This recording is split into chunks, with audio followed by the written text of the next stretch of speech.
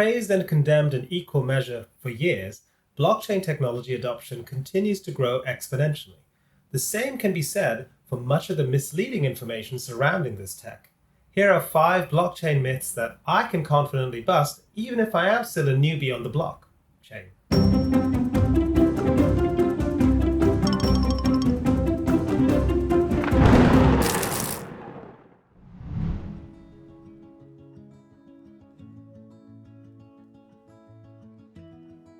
Myth number 1. The blockchain is just a fad. This is an emerging technology that isn't yet fully understood by most consumers. For years, I dismissed it as a bubble about to burst because of my surface level understanding. Yet, despite the volatile price market cycles of cryptocurrency, its underlying tech, the blockchain, has remained stable and advanced consistently since its advent in 2008. That's what motivated me to learn about what's happening in this space, particularly how enterprise businesses are adopting blockchain tech. Fortune 500 companies across all sectors, including banking, fintech, pharmaceutical, technology, agriculture, retail, and more, are driving blockchain development. For example, Amazon, Alibaba, and Tencent have developed blockchain as a service products that are intended to help other companies build their own blockchain applications. Samsung even has an enterprise blockchain platform called NextLedger, as well as the Samsung blockchain wallet for Galaxy phone users. Myth number 2. The blockchain is not ready for business adoption. This will be a quick one because it follows on from the previous myth. According to blockchain research firm Blockdata, 81 of the world's top 100 public companies by market cap use blockchain technology today, with 27 of them having a fully functioning live product. So it's clearly ready on some level. Myth number 3. The blockchain is neither secure nor private. This perception is another reason why I chose to observe and not participate in the blockchain for so many years. I mean, to be clear, any ambiguity around privacy and security would make me think twice about using any tech, especially tech as new as the blockchain. Recently, I've learned to distinguish 3 main types of blockchain systems and how they differ in their approach. Number 1, open blockchains. These are available to anyone who has an internet connection. Number 2, private blockchains, typically used in enterprise solutions for business use cases. And then there's number 3, the consortium blockchain.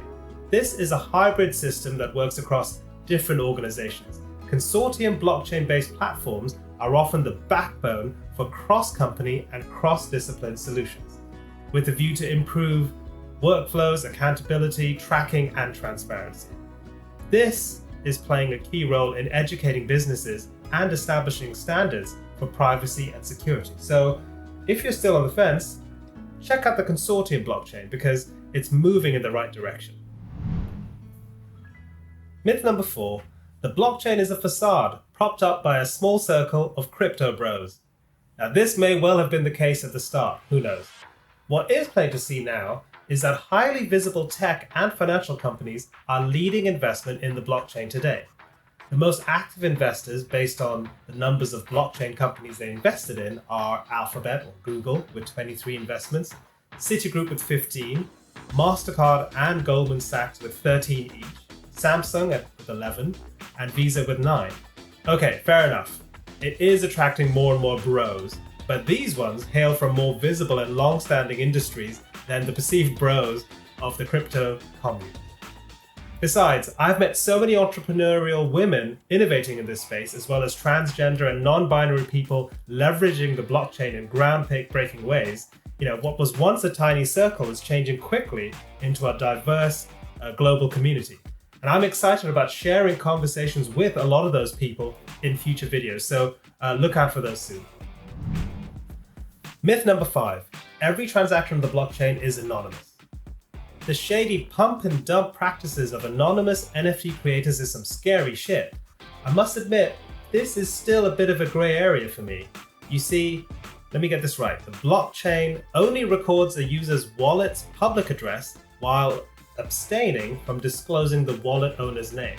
Nevertheless, the utilization of cryptocurrencies to make payments for illegal purposes can be traced. If you can link the wallet's public address with a person's real-life identity, you can trace the whole list of blockchain transactions related to that address. So it's not as black and white as every transaction is anonymous, but clearly some are. Many anonymous users still profit from their NFT projects on the open blockchain. And as I talk about in my NFT myths video, please do your due diligence before deciding on a transaction. I mean, if the seller is going out of their way to be opaque about who they are and where they are, well, ask yourself, do you really want that crypto cat ape sugar lump fairy cloud that much? Come on now. To sum up, companies and individual users of the blockchain are simply leveraging an emerging technology that isn't yet fully understood by most of us. And that's why I'm on this journey.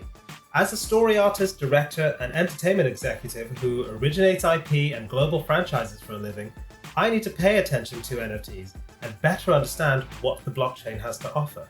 I feel this technology is about to transform how we create and distribute entertainment and challenge what we mean by audience involvement.